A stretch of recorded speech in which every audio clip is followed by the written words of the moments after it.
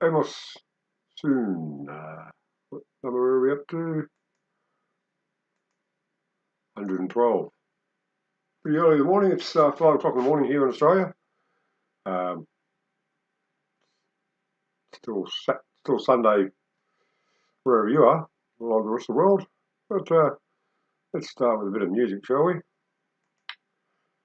bit more Richard Clapton.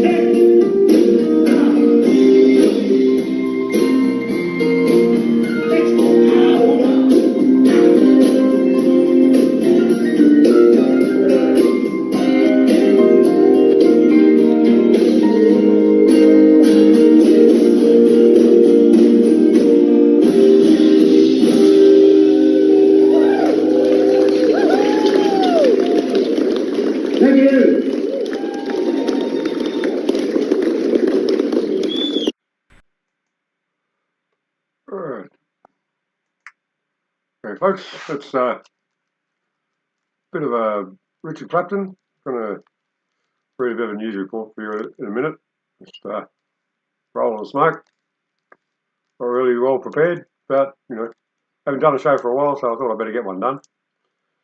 I'm on holidays from work at the moment, so that's why I'm actually awake at this hour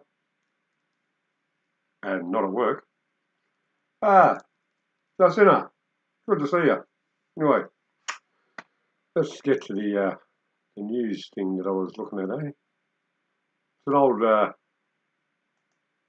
one here. How political parties stole our future. This is let me find the right page again. Right. This is from cirnow.com.au. CIRNOW.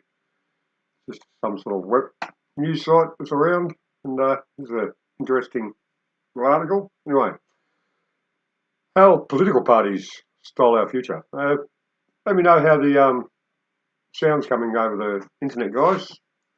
I'll be pleased to know. Anyway, general feeling around Australia is that there is something not quite right with our government. It's difficult to put your finger on it, specifically what is wrong, unless you know where to look. This article explains what went wrong and how they did it. By they, I'm referring to political parties, and there are many others who are complicit in the massive fraud and crimes against us. All right. From the rapacious banksters, both local and international, the fraudulent local government, imposters and unlawful toll road operators, and even the United Nations. Once you've finished reading this article, you'll be very clear that explains how the politicians have stolen our future and destroyed our nation. Always remember this though, we are protected by the English common law, and it is up to each one of us to stand up for our rights and freedoms. If you fail to do so, you will lose them. Once you lose them, the only way you can recover them is by paying a very high price, sometimes with your blood. So don't let that happen. If we all unite and stand together and demand and defend our rights, we can reclaim control of our once prosperous, happy land. Do it for your children. Get started, and there's another link. Anyway, if we want liberty and freedom, we have to unite and fight for it. Right, how's the sound going, folks? Is it anything? We'll just have a look around. Nothing happening anywhere except for good old D-Live. Hello to everyone in D-Live. Anyway, there are less than 1 million people involved in governing us, including the police, military and bureaucracy. Something happened here. Sorry. Where was I? A couple of different screens happening at once, folks. You know what it's like. You get a bit sidetracked. Anyway. There are a total of 25 million members of the Commonwealth of Australia. You and I are members of this Commonwealth of Australia. Do the math. Who is the numbers? Who has the power? Why are we letting this minority ruin our lives? Excuse me, folks. How the political parties have destroyed our country. Watch the video if you prefer, and then refer to the text below for more information. Yeah, I wonder if that's going to work.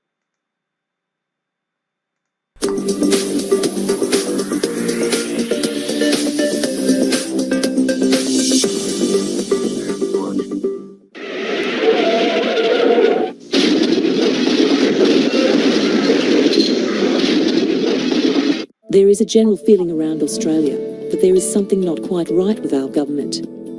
It's difficult to put your finger on specifically what is wrong unless you know where to look. Before we explain, always remember this: we are still protected by our common law of England. It is up to each one of us to stand up to protect our rights and freedoms. If you fail to do so, you will lose them. Once you lose them, the only way you can recover them is by paying a very high price. Sometimes with your blood. If we want liberty and freedom, we, the people of the Commonwealth of Australia, need to unite and stand up against the political party tyranny that has been imposed on us. Our Commonwealth of Australia Constitution Act 1901 establishes we, the people, as the supreme authority over the Parliament and the law, with the first three words in the preamble. Whereas, the people. There are less than 1 million people involved in governing us, including the police, military, and bureaucracy. There are about 25 million members of the Commonwealth of Australia. You and I each have one share as members of this Commonwealth of Australia. Do the math. Who has the numbers? And who has the power? Why are we letting this minority ruin our lives? The question is, how did they take control over us like this? Before we answer these questions, remember that both major parties are two wings on the same political bird, and all political parties are operating treasonously. The destruction of our manufacturing and primary industries is all part of an international plan to create a utopian communist state.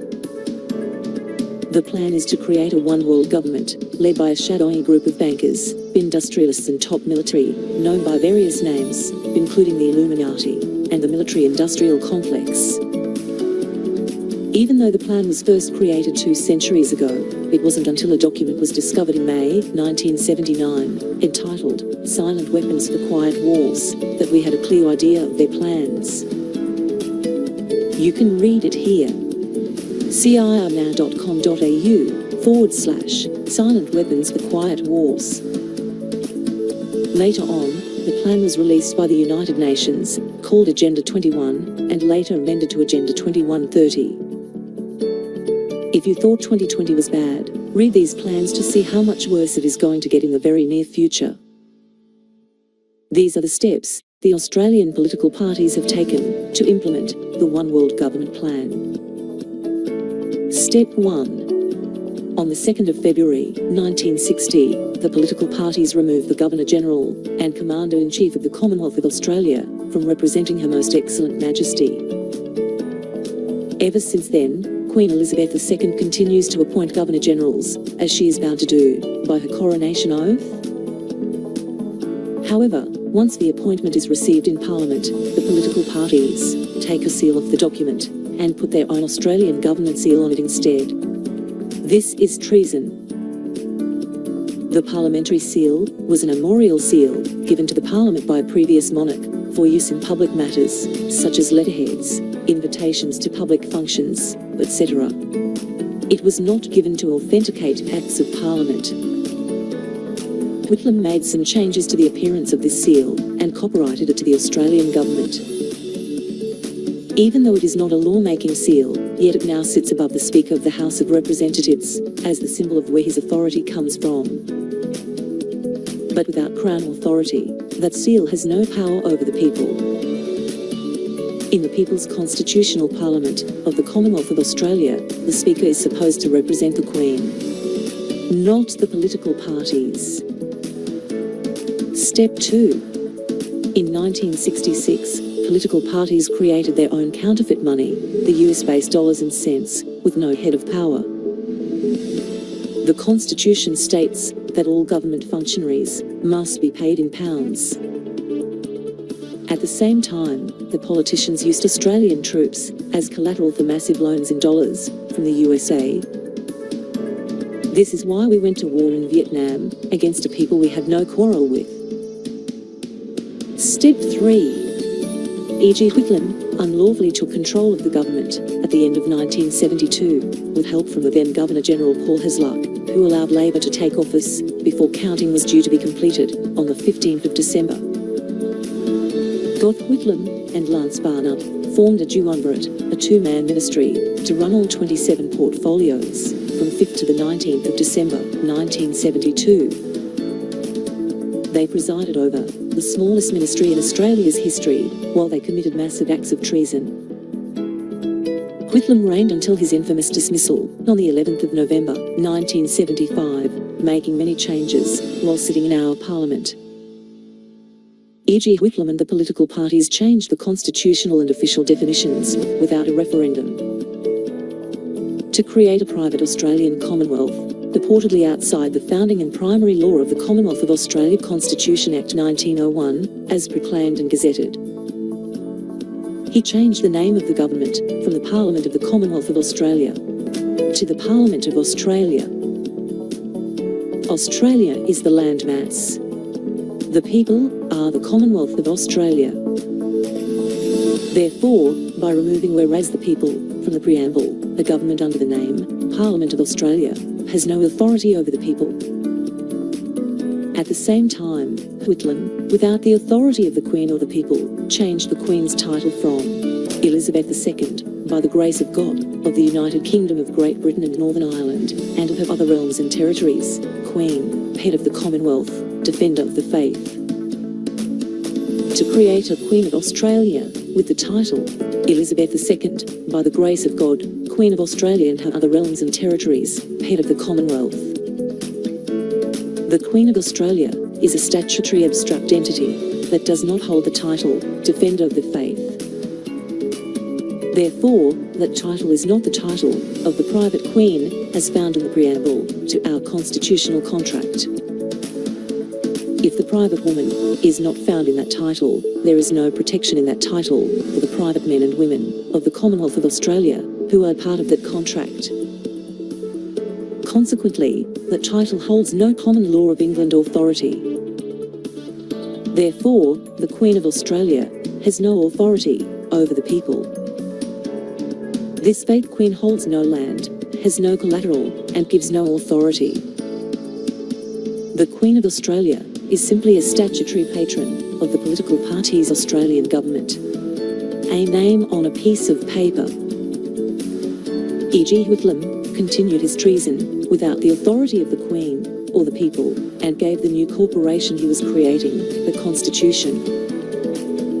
To do that, he simply copied our Constitution, word for word, then changed the title, while creating two duplicates, referred to as the Constitution and the Australian Constitution. He then copyrighted those two documents to the Australian government. These two new corporate constitutions had no contract holders. Therefore, they do not adhere to the preamble and the first 6 clauses of our Commonwealth of Australia Constitution Act 1901. Instead, they start at Section 1. Without the preamble, they do not recognise the living, private individual people of the Commonwealth of Australia.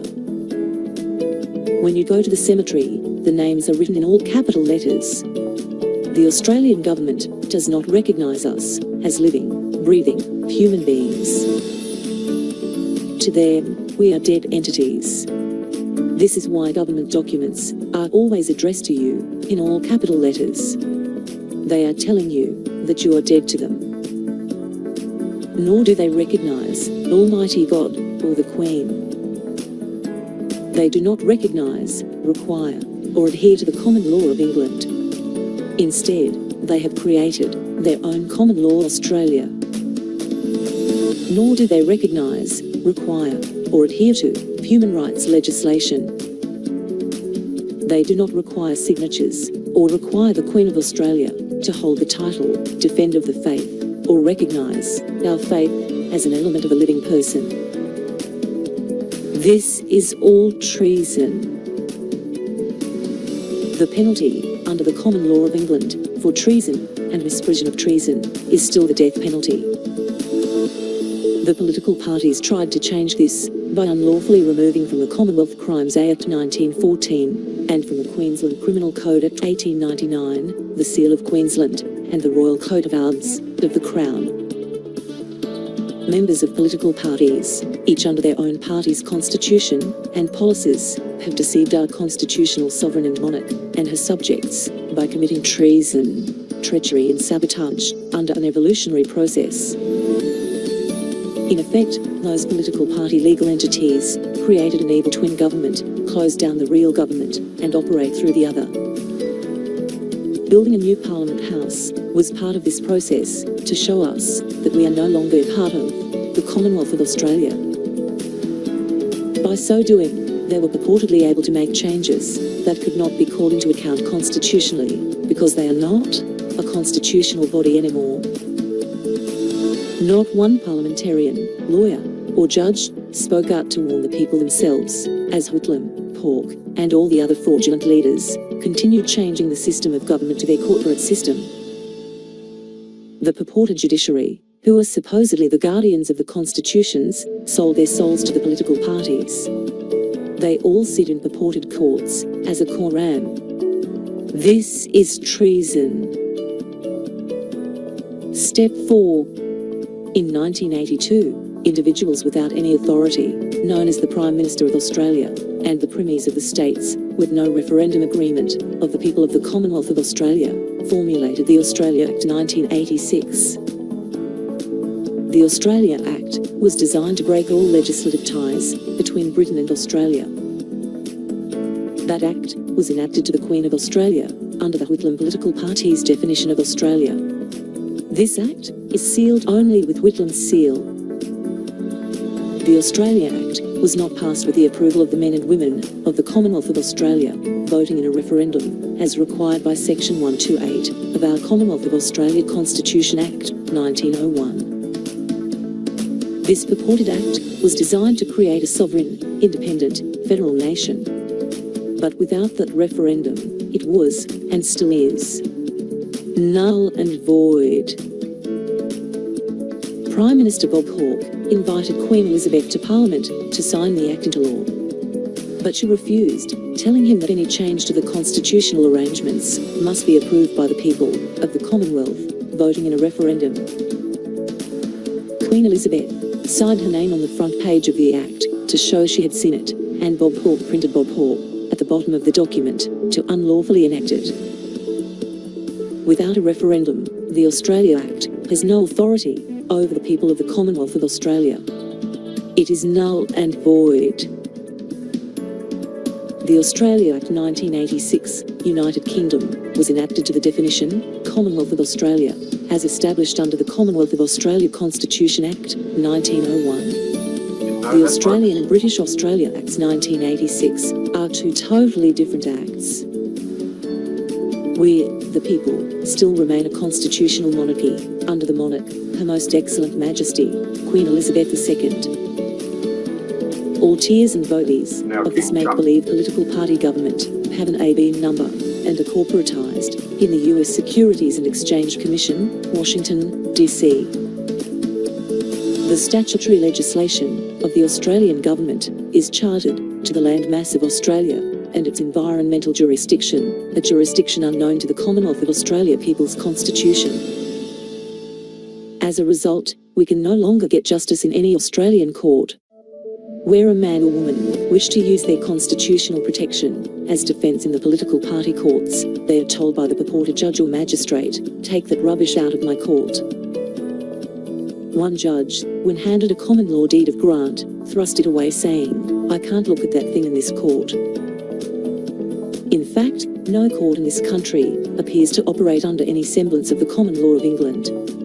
Every case is, instead, a civil case, a contract case, a mercantile law case, and so on, and money is the overriding claim. People are being told by the courts, by the Lands Department, and other government departments, that the state owns their land, and we are just residents on it. The rates you pay are actually rent to live on property you think you own. But don't. The political parties have pulled off the biggest theft in history. They have stolen a whole continent. What is more astounding is that they have done it without the Australian people being aware of how massively we have been cheated. What authority did E.G. Whitlam, all other political party prime ministers since then, and the premiers of the states have, to do something that so gravely affected the people of the Commonwealth? Did they have the authority of the constitutional contract? No. Did they have any Crown authority? No. Did they have the authority of the people of the Commonwealth voting in a referendum? No. Question: where do the states stand in all this deception? Answer: they have gone back to their pre-Federation colonial constitutions. They now operate independently of each other. All bodies in state government will now refer you to their state constitution. as giving them their authority. Question: who and what is COAG? Answer: the Council of Australian Governments, comprising the Prime Minister, Premiers of the states and territories, and local government. Question: do local governments have constitutional validity? Answer: no, they don't in our constitution. But remember, they created a copyrighted version, which is not our constitution, but theirs. Question: what is COAG's role? Answer: to enter into agreements between the independent states. This is how the political parties have not only stolen our nation and our future. It explains why they don't listen to us after we foolishly vote them into power. By voting for them, we give them our permission to do whatever they like. We sign a contract with them when we vote. This is why they make such lofty promises at election time and then ignore us after we vote them into power over us. Now that you know this, will you ever vote for them again? You have the power to stop these liars, thieves, criminals and traitors. Common law assemblies create local governments with the power to pass bylaws, elect sheriffs, and convene common law of England courts. Only you can create and make a common law assembly work. If you want to take back control over our government, to make it work for us, it is up to each one of us to work together. We can do this by creating common law assemblies to unite people under a charter as a local government, with the power to enact local bylaws, convene common law courts, and elect sheriffs to protect the people, and carry out the judgments of the courts. Each assembly is empowered by a minimum of 12 people, signing an assembly charter that each member agrees to. Find out more at www.commonlaw.earth.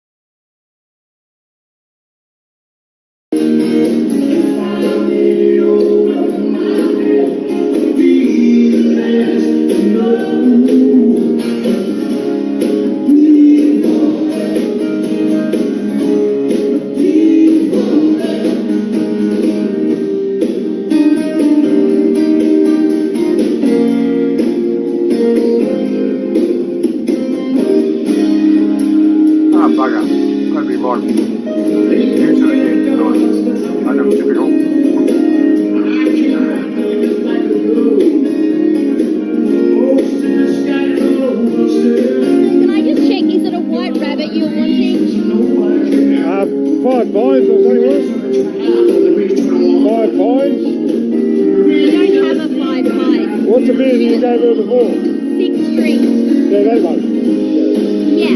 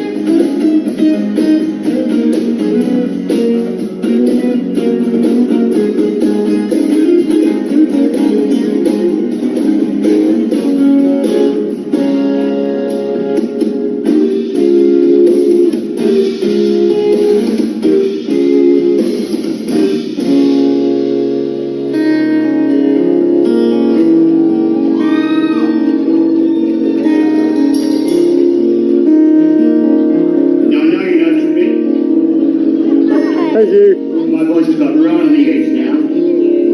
So I need you guys to sing this bit with me. In fact, for me. You right?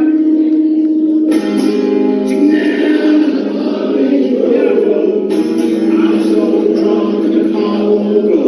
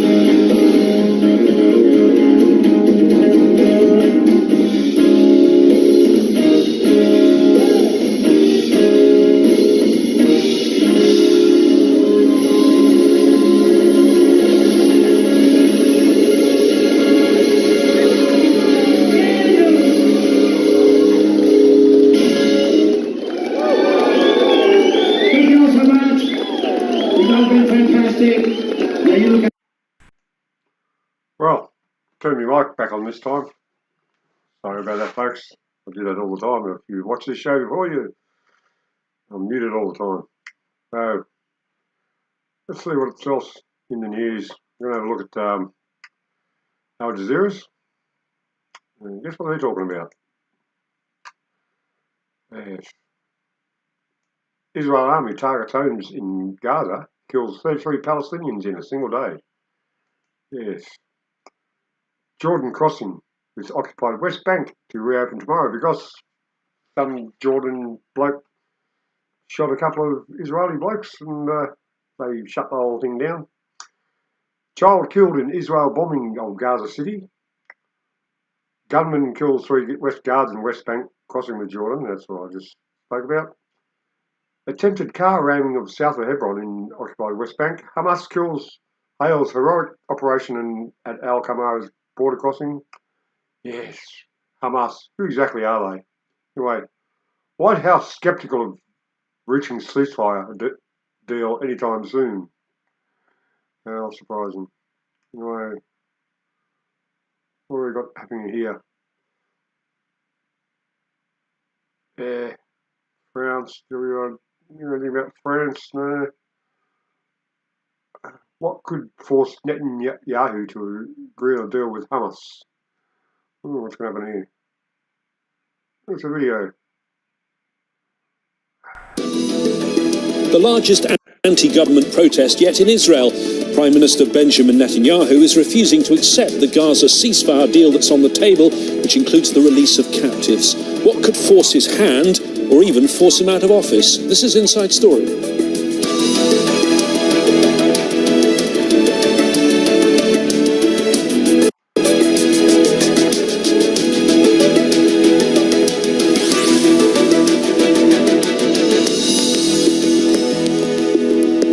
Hello again, I'm James Bays. Calls for a Gaza ceasefire are growing louder in Israel. As many as 750,000 people came out in major cities on Saturday, demanding that Prime Minister Benjamin Netanyahu agree to a deal to bring home the remaining captives. But he remains defiant, insisting the war will continue until Hamas is eliminated.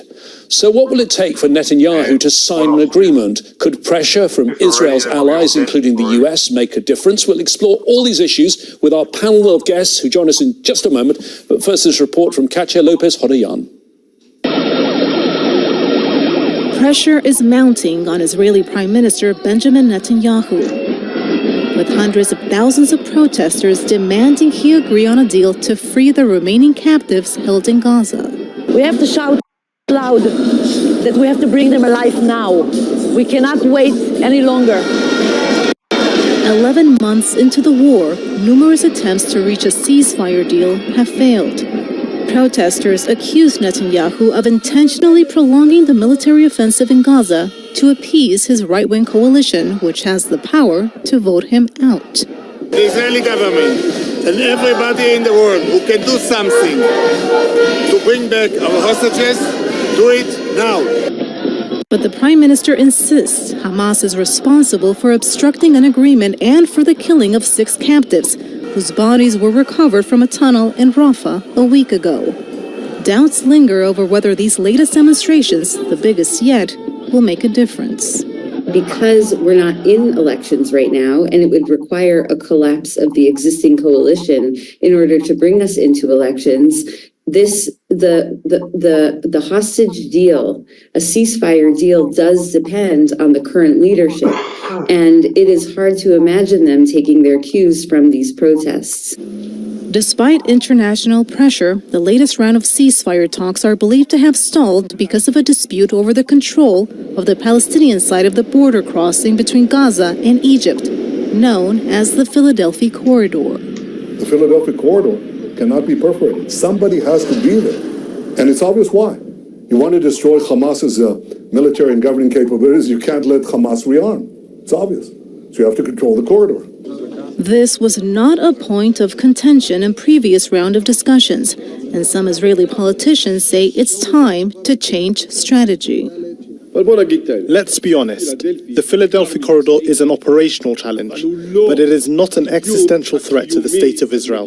This is the Middle East. Some analysts suggest Netanyahu may be stalling negotiations to remain in office and avoid a court battle. The prime minister's corruption charges date back well before the war. If he's not in office, those legal troubles could resurface.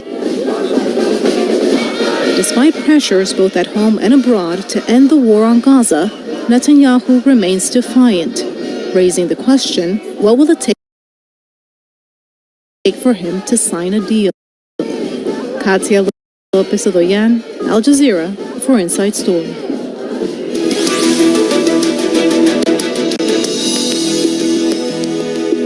Well, let's bring in our guests today. Joining us from Tel Aviv, we have Dan Perry, author of Israel and the Quest for Permanence. He's a former regional bureau chief for the Associated Press. In West Jerusalem, Ilan Baruch is chairman of the Policy Working Group, which advocates for policies based on a two-state solution. He's a former Israeli ambassador to South Africa.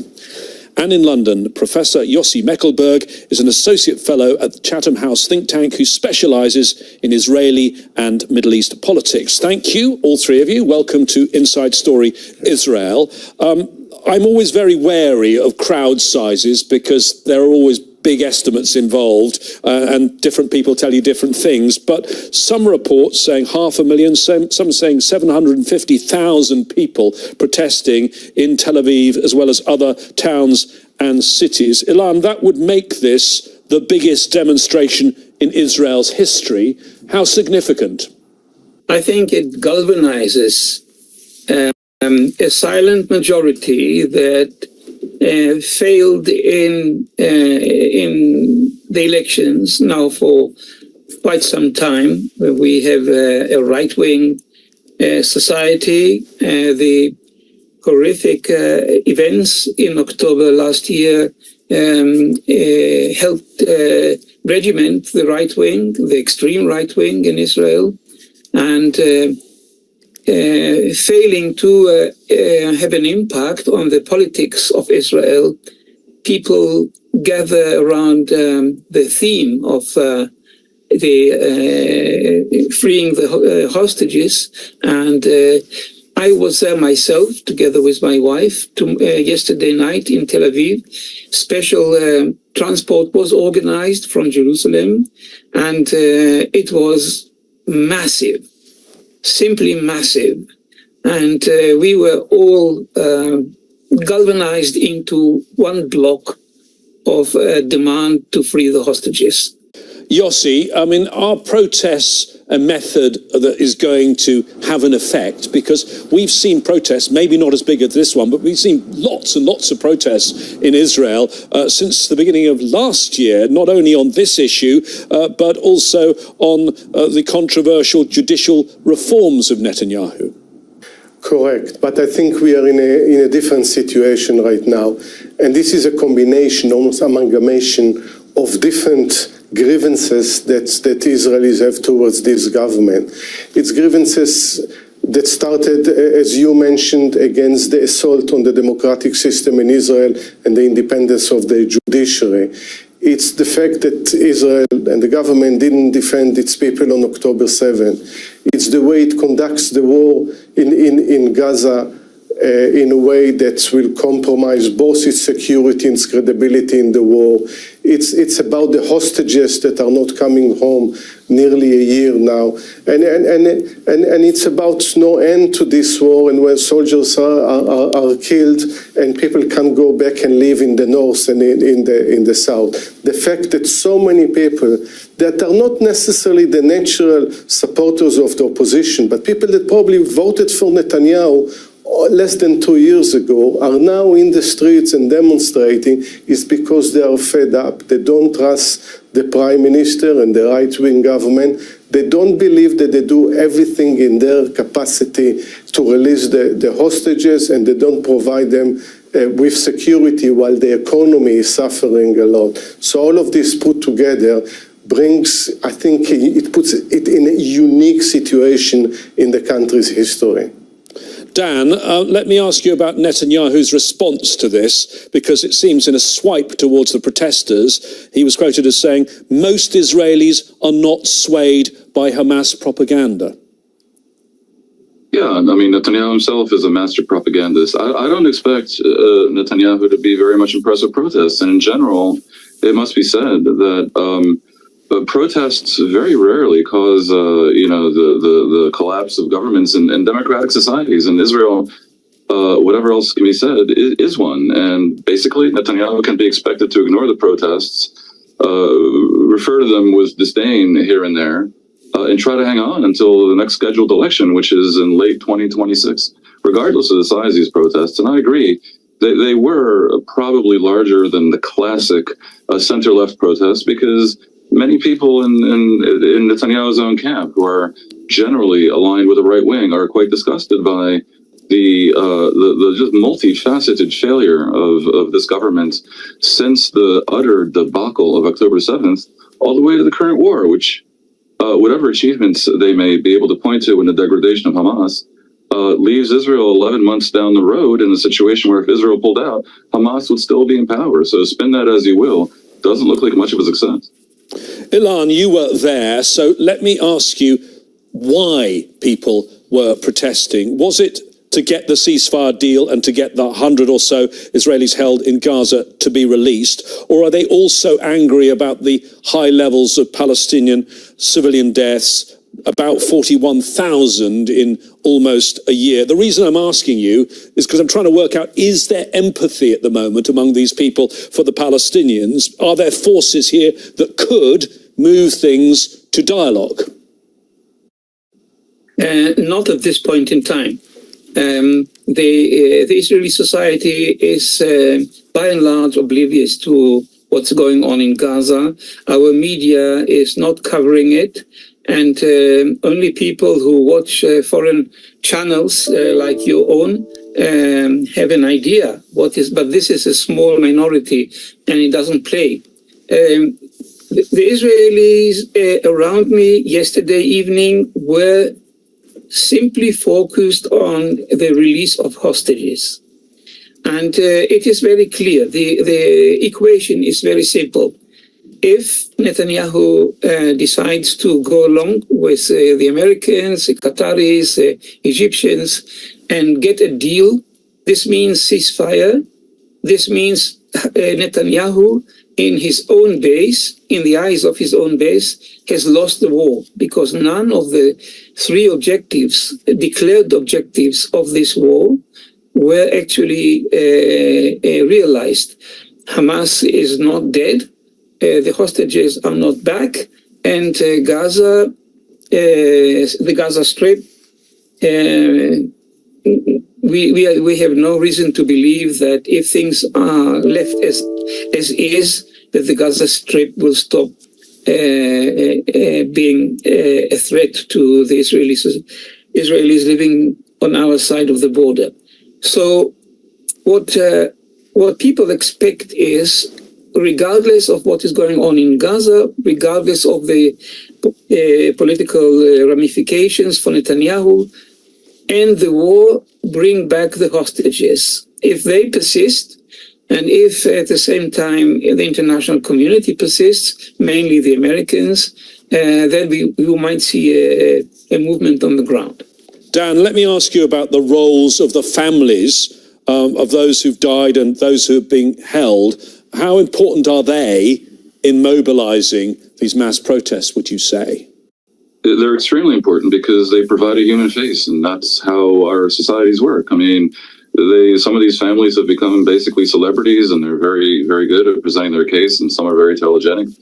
And they're so passionate and determined, and the tragedy that they've endured is something almost anyone can connect with. So yeah, it is effective in creating these protests. But at the end of the day, what has just been said is also very, very true. If Israel does the deal that's on the table, Hamas has not changed its basic perspective for many, many months, which is end the war, pull out of Gaza, leave us in power, again, degraded, but still in power, get back your hostages. That will look like a defeat for Israel. And in a way it would be, but the fly in the ointment of that argument is that if Hamas is still in a position to stay, to remain in power, if Israel leaves, creating a vacuum, that's partly because of Israel's own policy of avoiding any discussion or any planning for a day after scenario where there's an alternative to Hamas in Gaza.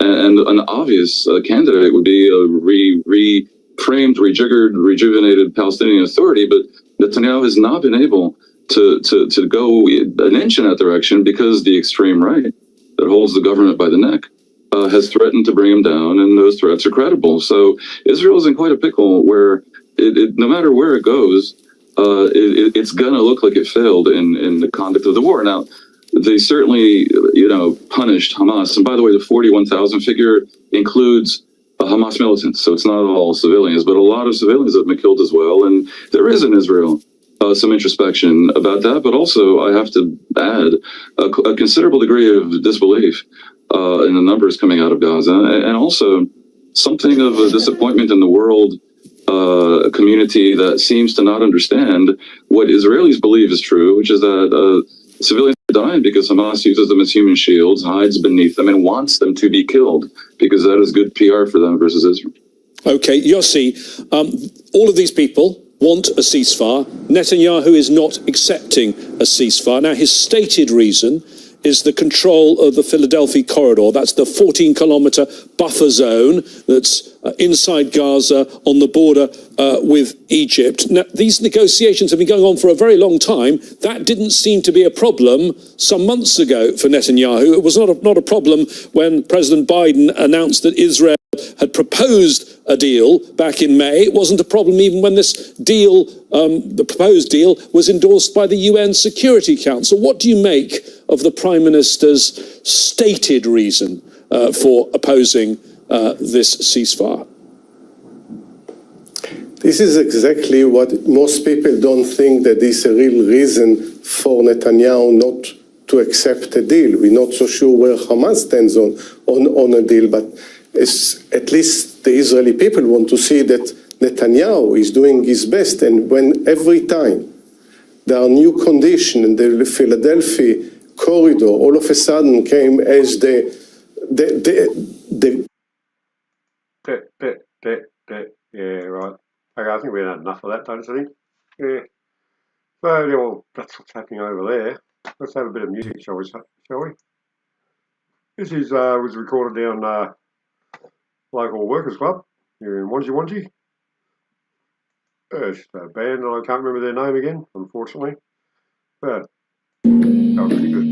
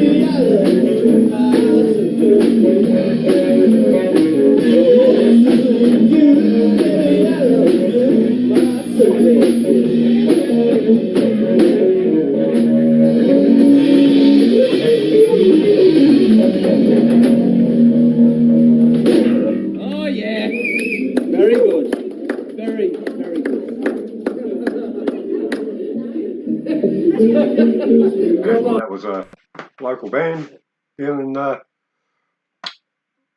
Wanji a while back. Anyway, we found a little story worth having a look. It's a copy of a letter from Sir Harry Talbot Gibbs. This is on that ProNow, something now website that I read it from before. Yeah, that word, statement. I'm a former member of the High Court and I wish to take the unusual method of informing you about a matter that is going to deeply affect us all. Unfortunately, a document such as this is too easily lost in the bureaucratic jungle in which we operate. A group of Australian citizens have taken it upon themselves to test the validity of our current political and judicial system. Like you, I've lived my entire legal career, like you, anyway, with the assumption that the basis of our legal and political system, state and federal, was written in stone. This group is undertaken to present a paper and test the legal system. Yes. Sorry, back to that. The group is articulate, well educated, and counts some of our best legal minds amongst its members. One of Australia's best known barristers is one of the group's leading lights. He is far better informed with regard to international law than most members of the judiciary, or for that matter, the legal academy. It has better international context than I would have thought possible. After spending some time with the group leader, I was able to elicit some primary intentions. It is the introduction of a totally democratic system of government, devoid of political parties, operated by the will of the people, incorporating a system, debit taxation, which would go a long way to eliminating the current unemployment problem and also addressing other pressing social issues as ABS financial model supports the proposal. The group has so far concentrated on matters relating to taxation, state and federal, minor, industrial and motor traffic, while undertaking not to present a criminal defence using the current presentation. I challenge the leader for this group to present any evidence that had regard to the above defence, so I could use my legal expertise to play a part of the devil's advocate. Don't you love that term? It should be brought to your attention that the group had accessed the documentation that we members of the judiciary have little knowledge. I refer to the British Parliamentary Papers for the colony of Australia for the years 1860 to 1922. These are photocopies of documents, correspondence, etc., between the states and later Commonwealth of Australia, the British Crown and the British government. They are very revealing documents and indicate the degree of chicanery in which the politicians of all shades are involved. As I can now see, where was I? At the expense of the legal academy and the judiciary.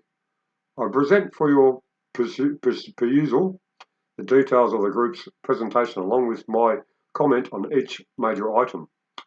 The group relies solely upon historical fact and rejects political rhetoric and legal opinions unless based on historical fact.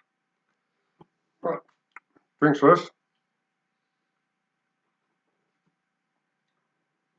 Sorry, my voice is sounding a bit funny. I've got a bit of an issue with a tooth.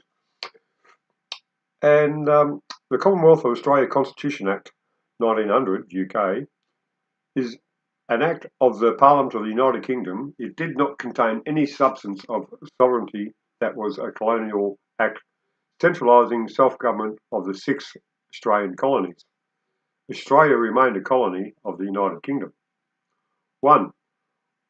Although the late Lionel Murphy attempted to show that there was an element of sovereignty in the Act, he failed. The international definition of sovereignty has been expunged at length. Expunged? Yeah, I think that's what it says. And the above Act, although important to the development of Australia, did not have the authority of sovereignty. The historical evidence of Australia remaining a British colony post-1901 is overwhelming. 2. Australia made an international declaration of its intention to become a sovereign nation when Prime Minister Hughes and his deputy, Sir Joseph Cook, signed a Treaty of Versailles in June 28, 1919. On the cognizance of signing this treaty, Australia was granted a C class of League of Nations mandate over former German territories in the Pacific. In effect, Papua New Guinea became a colony of Australia, achieving its own independence on 16th December 1975. The League of Nations became part of the international law on 10th January 1920, with Article X of the Covenant of Leagues of Nations guaranteeing the sovereignty of each member. Yes, 2A. The significance of Australia joining the League of Nations as a foundation member has never been addressed in Australia before. Strangely, only one book has ever examined the question of Australian independence, written by W.J. Hudson and M.P. Sharp in 1988. Australian Independence, printed by Melbourne University Press, as both were members of the Department of Foreign Affairs and Trade at the time of authorship and had access to the British parliamentary papers. I find it interesting that they have avoided any mention of these papers in their book. Their conclusion that Australia became an independent nation via the Statute of Westminster in 1931 flies in the face of contradictory evidence within the above-mentioned papers and readily available historical fact. Prime Minister Hughes addressed the Commonwealth Parliament on 10th September 1919. Australia has now entered into a family of nations on a footing of equality. Australia has been bored in blood sacrifice. Demonstrates the politicians of the day were only too well aware of the change of status from a colony to a sovereign nation. While attempting to remain within the empire, Prime Minister Bruce made the reply to the British government in 1922 after a request for troops against the Colonel Archaix or something in the Kanak crisis. Bruce's reply is contained in the British parliamentary papers. We have to try and ensure that there shall be an empire foreign policy which, if we are to be any way responsible for it, must be one to which we agree and have assented. If we are to take any responsibility for the empire's foreign policy, there must be a better system, so that we may be consulted and have better opportunity to express the views of the people of this country. We cannot blindly submit to any policy which may involve us in a war. This is a far cry from the declaration of war against Germany made on behalf of the British colony of Australia by George V of the United Kingdom in 2014. We have reproduced Bruce's reply in full, and I believe this may contain clear historical evidence of a Prime Minister who is well aware of the change of status from a colony to a sovereign nation. The later Statute of Westminster 1931 was acknowledged at the status. It's a bit dry, isn't it, folks? But anyway, I'll read on for a little while longer. How long have we been going now? Oh, we've got over an hour. Yeah, read a bit more. Paragraph 4 of the Statute of Westminster Act 1931 contravenes Article X of the Government and the League of Nations. Paragraph 1 of the Australian Act 1986 contravenes Article 2, Paragraph 1 and 4 of the Charter of the United Nations. Gobbledygook, I know, but I'm sure it makes sense to somebody.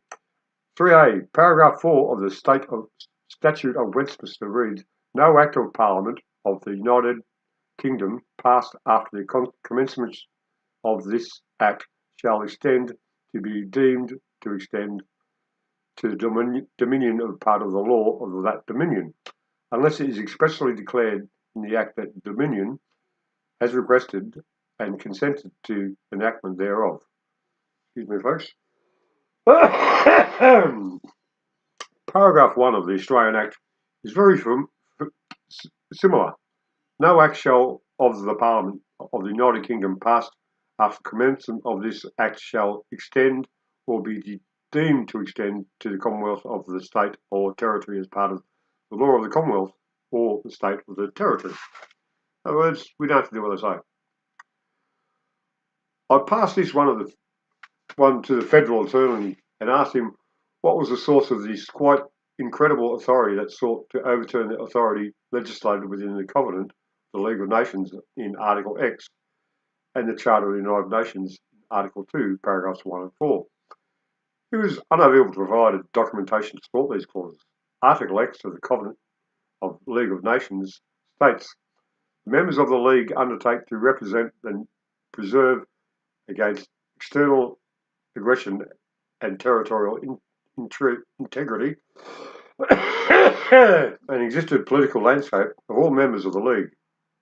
In case any such aggression, in any case of any threats or danger of such aggression, the Council shall advise upon the means of which this obligation shall be fulfilled. Well, I reckon it's time for some more music. What do you reckon, folks? Let's see what I've come up with here.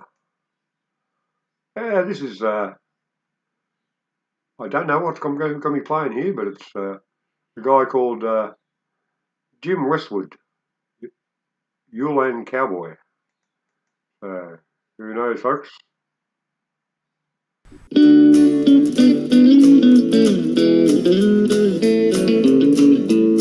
It's a story about a bloke I know, Alf Richards is his name.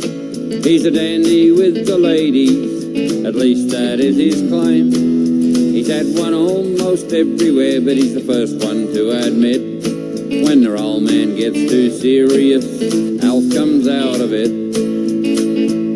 Now Alf was born in Tamworth, but since then he's been about. He's travelled every highway and every long stock route. He's worked the shows and rodeos and fought about a bit.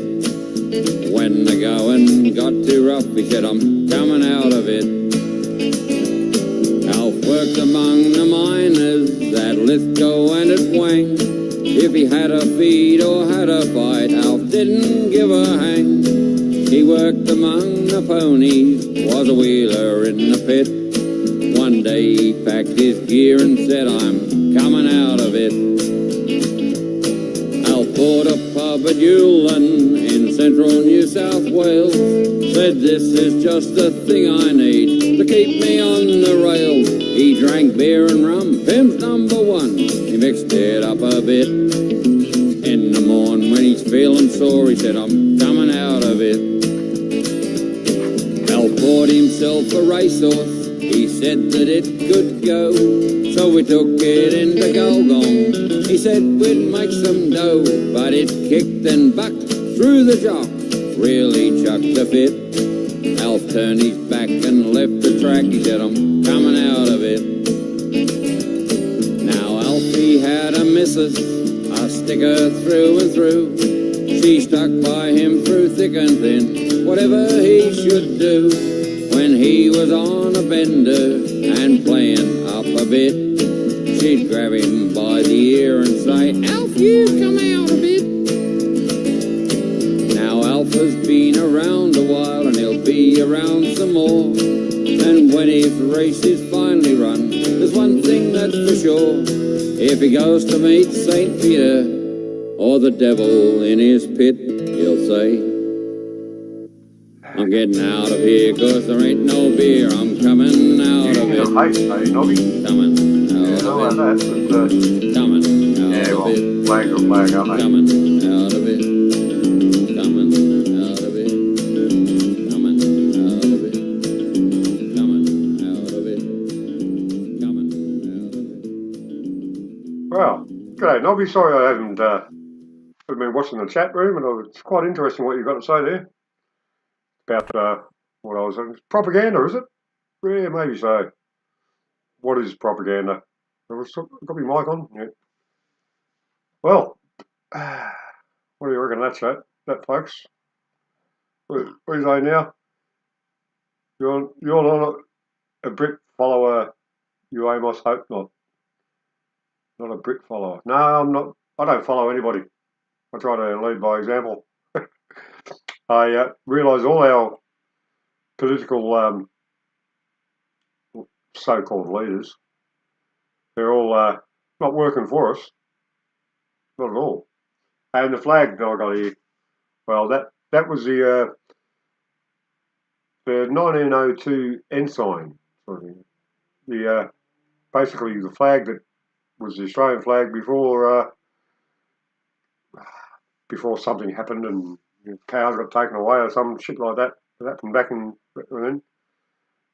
The UK Brits took your family as slaves. Well, I was one of them, I guess. Well, actually, I was born over there. I was born in Leeds. Nice little place, apparently. What about you, Nobby? Where are you from? I think you answered this question before. But yeah, you all come from somewhere. But Australia is my country now. I've been here over 59 years. That's a while. 16 miles from Leeds. Good on you, Nobby. Yeah. I lived at a place called Hasselmount, something, street somewhere. And the house is still there. The house I was born in, apparently. At number 4, Hasselmount. If anyone wants to go have a look. Still there. Yeah. Well, what do you reckon? We'll have a look at some other news type thing. Let's see. Let's pick a channel, any channel, some sort of news type thing. Let's see what's happening in Bitchu. That could be interesting. Bitchu. Back on the news, let's have some entertainment. Comes up, anything? Popular channels, world exclusive. What about some games? Just some good old boys. Let's have a quick look at that. Eh? Advertisement. Typical. Look at that.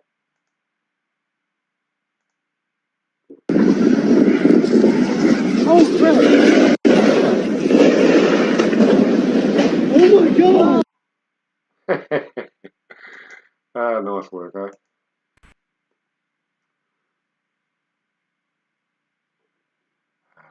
Why do they want to overthrow Churchill? Yeah. Live stream. Last American Vagabond. What's he got to say? Yeah. Nothing at the moment. He's not on. Okay. There's something worth watching here somewhere. What about Iraq, the final battle?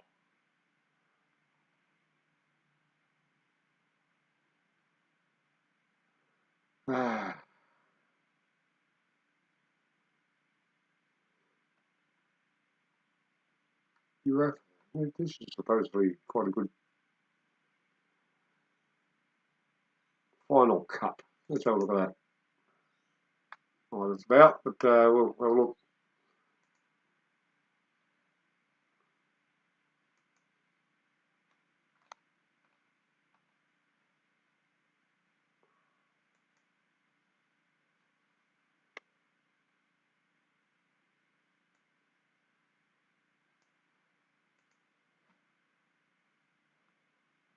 And I'll chat with you in a moment, folks.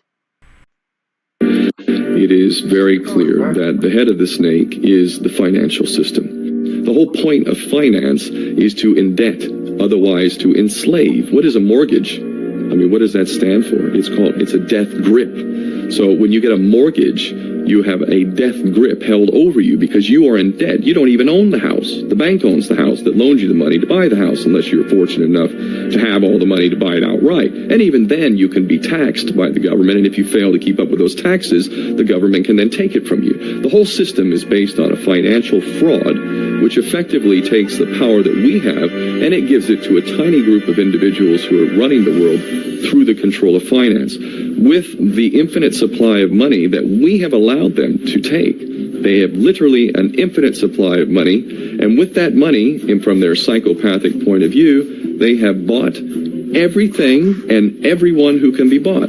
So those of us who cannot be bought, because we operate on a level that goes way beyond the material, we are not rewarded for such behavior. We are punished for such behavior. And the most slovenly, disgustingly criminal, pedophilia, corrupt moral individuals, those are the ones that are rewarded in this system, which is upside down. We reward the pedophiles, we reward the corrupt, we reward the liars, we reward the people with no morals at all.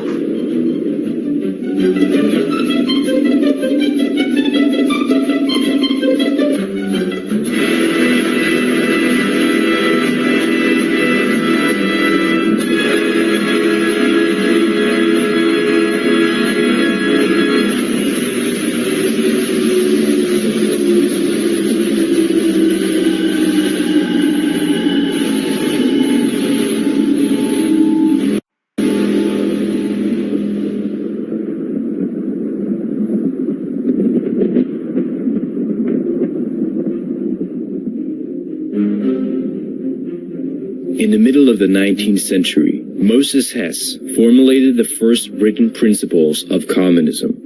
In 1862, Hess, or the communist rabbi as he was called, wrote the book Rome and Jerusalem, in which he laid the foundations for a Jewish nationalist movement called Zionism. In the book, he called on the Jewish people to become separatists and to prepare for the creation of a future homogeneous Jewish ethno-state. Palestine would be occupied by the Jewish people, but the big problem was Palestine was at this time 19 to 95% Arab. Hess argued that international Jewish bankers would help in this realization of stealing the land from the Palestinians. Hess suggested in his book that one last race and class struggle was being developed between the Aryans and the Semites. In this fight, Hess predicted that the Jews would stand as winners and the Europeans as losers. The Jews would stand superior over all other peoples, and because Jews had preserved their racial purity over the centuries, it would give them a leading role in the world. Hess essentially promoted eugenics and racial hygiene for the Jews, and talked about a future Jewish ethno-state. He also referred to Christianity as the religion of death. Fascinatingly, he predicted a future war in Europe, with Germany, Italy, and Austria involved as part of a race struggle.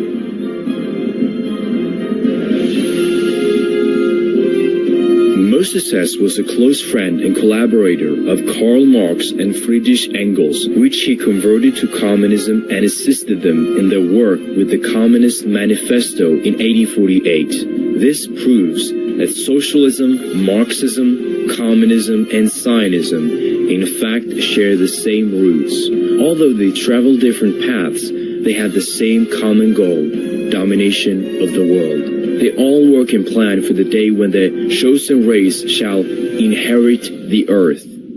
Karl Marx, real name Moses Mordecai Levy, was descended from a long line of famous rabbis who were so-called Talmudic scholars, from which is the source his own philosophy was derived. Marx's grandfather was a rabbi by the name of Mordecai. In fact, his grandparents were related to the Jewish Rothschild family through marriage.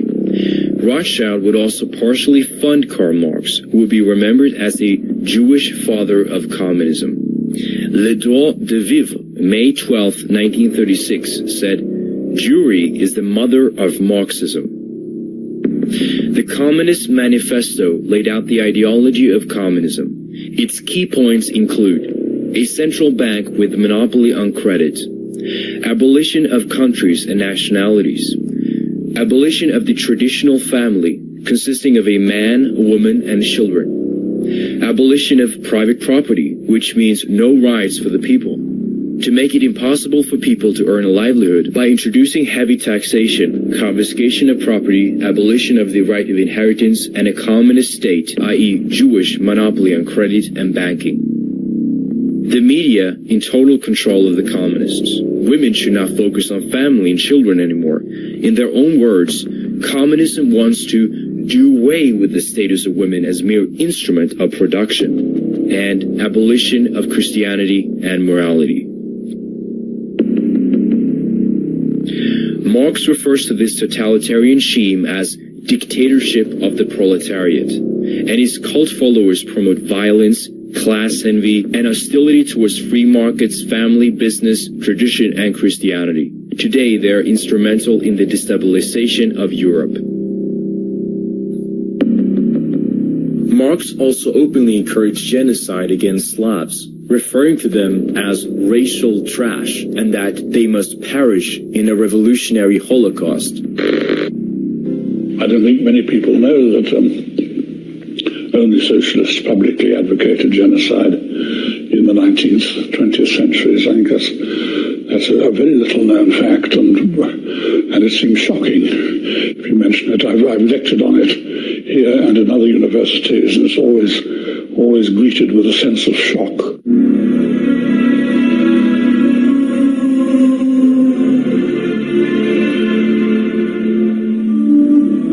First appeared in January 1849 in Marx's journal Neue Rheinische Zeitung. Engels wrote of how the class war in Marxian terms means that when socialist revolution happens, the class war happens, there will be primitive societies in Europe 2 stages behind, because they're not even capitalist yet. And he had in mind the Basques and the Bretons and the Scottish Highlanders and the Serbs, and he calls them racial trash, Abfälle, racial trash, and they will have to be destroyed, because being 2 stages behind in the historical struggle, it will be impossible to bring them up to the point of being revolutionary. He spoke about the vulgarity and dirtiness of Slavic people, you see. And he thinks, for instance, that Poland has no reason to exist. The classes and the races, too weak to master the new conditions of life, must give way. They must perish in the revolutionary Holocaust. Karl Marx. Marx began it. He was the ancestor of a modern political genocide, and I don't know that any European thinker of the modern period before Marx and Engels ever publicly advocated racial extermination. I can't find anything earlier, so I presume it starts with them. In his 1920 article, Zionism versus Bolshevism, a struggle for the soul of the Jewish people, Winston Churchill stated his belief that international Jews were seeking a worldwide communist state under Jewish domination. The international Jews would use communism and Zionism to accomplish this. As a first step towards establishing Israel, Ezekiel Niles described in Niles' Weekly Register article that the Rothschilds had purchased Jerusalem in 1829. Rothschild helped found Israel, and Rothschild has always been the backer of Israel. Whatever Rothschild wants, he gets. It is believed that he is the richest man in the world, and I have little doubt of that. In 1897, the first Zionist Congress was held in Basel, Switzerland, and was chaired by Theodor Herzl.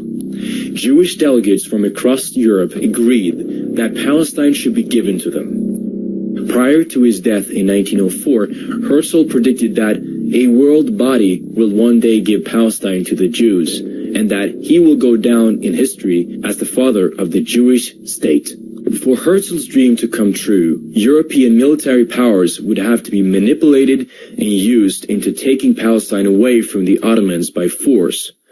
In the German newspaper Deutsche Zeitung, Herzl wrote, "The wealthy Jews rule the world. The fate of the governments lies in their hands. They start wars between countries, and when they wish, the governments make peace. When the wealthy Jews sing, the nations and their leaders dance along. And meanwhile, the Jews get richer. Dr. Wolfson said in New York Times article in August 22nd, 1907, that Jewish people must conquer the world.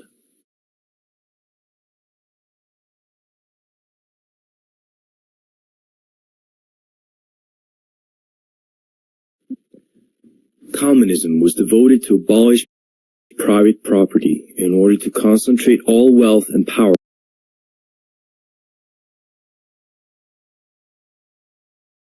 in the hands of the global central banking cabal. Around 250 years ago, in 1760, Mayor Amschel Rothschild created the House of Rothschild that paved the way for international banking and control of the world's resources. Money is power. Money is the only weapon that the Jew has to defend himself with. Meyer Amschel Bauer.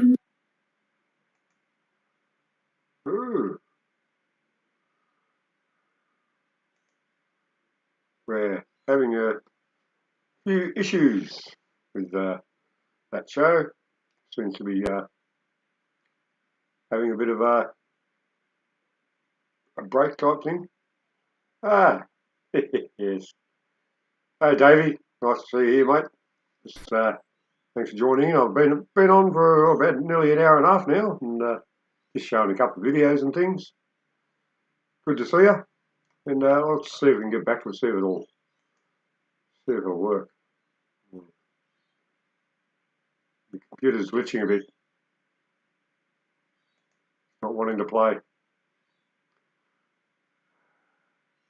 I hate that, don't you? So I'm going to try some music, see if that works. Hopefully. Everything looks like it's pretty much freezing up. Yep, looks like I've dropped out. Or have I? Nothing seems to be working. Oh, bugger. Yeah, what are you going to do? Nothing happens, nothing's working. Might have to end the show. Can anyone hear me? Say something in the chat room in either Do Live or YouTube. Because nothing's happening here. I can't. None of my buttons are working. The other computer's working. What's happening in Do Live? Yep. What up, Alan? Yeah, that's me, Alan, folks.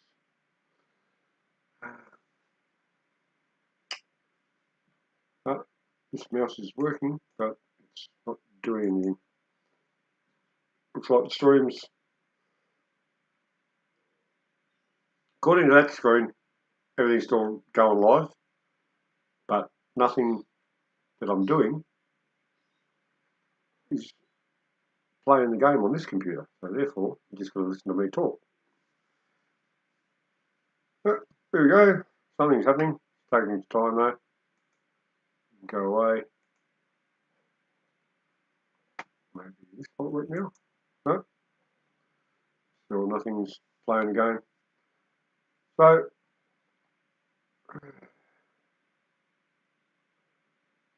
the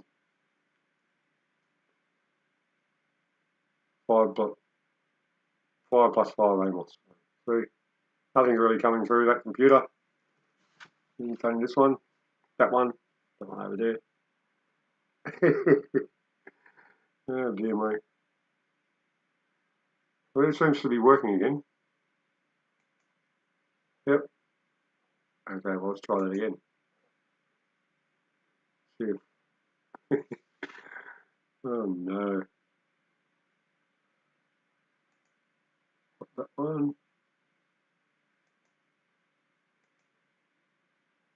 Try it again. going to work for me? Doesn't look like it.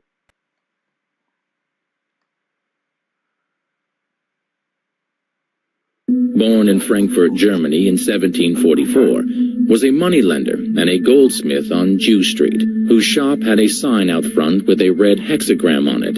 Eventually, he would change his name to Rothschild, which is German for red sign. Rothschild soon learned that loaning money to governments and kings was more profitable than loaning money to private individuals. Not only were the loans bigger,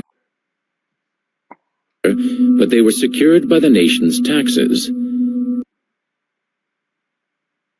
Meyer Rothschild had 5 sons whom he trained in the skills of money creation and sent out to the major capitals of Europe to open branches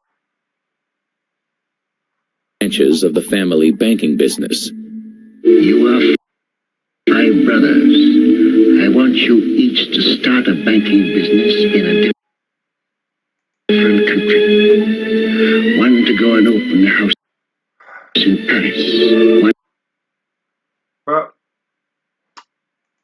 that doesn't appear to be working much, folks. And my picture is frozen. Of course, that's the way it sort of happens. Oh, look, we're back. What? Try something totally different. See what's happening on my own little sort of replaying, maybe. Yeah, something's happening. All frozen up though.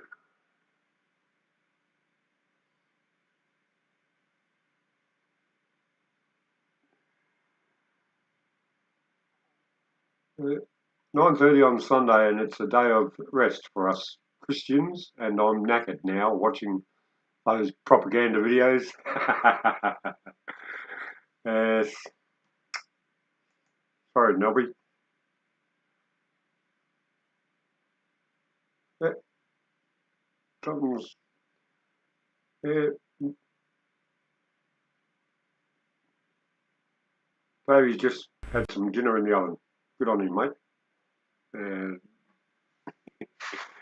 9:30 on Sunday, and it's a day of rest for us Christians, and I'm knackered now watching those propaganda videos.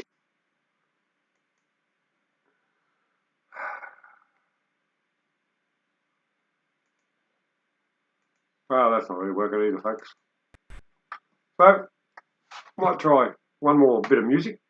See how that goes. If I can, if it's going to let me. Pick a...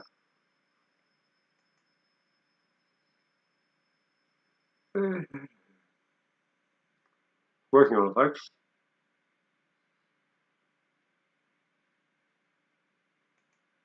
Just me at the moment. Yeah, don't worry, I'm working in the background on another... There's some music happening. Working on it, it says. But it's not responding. So I might just leave it there, folks.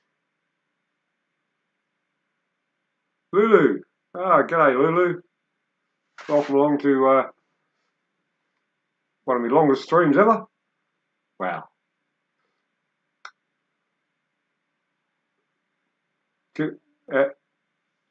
Yeah, Nobby's here, chilling, having coffee. I'll see if I can get that music thing happening again. Come on. Please. I observe the Sabbath on Saturday. What's a Sabbath anyway?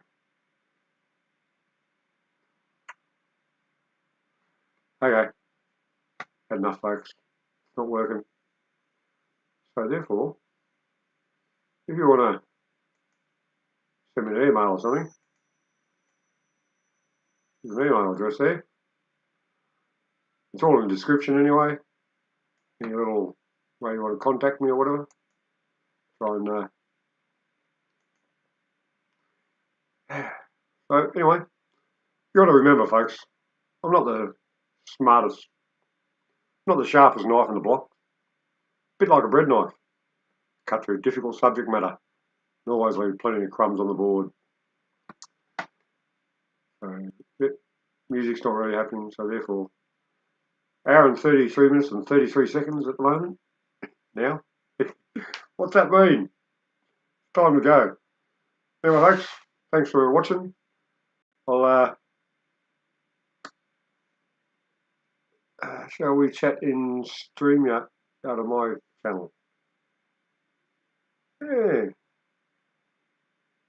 How do I do that? I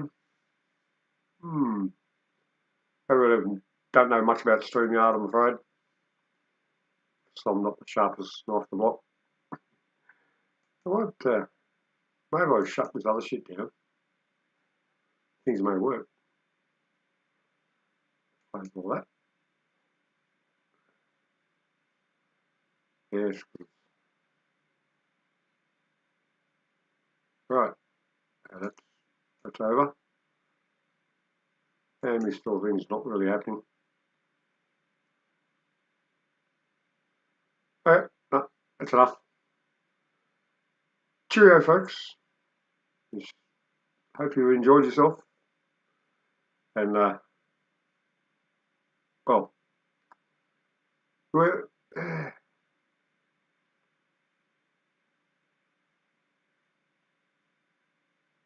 Give me 15. Yeah, okay. Nobby, I'll, that's the wrong way to use. Okay. Hey, folks. Cheerio. And, yeah, well, Nobby might be on soon. And we'll have a look at Nobby when he's online. Okay.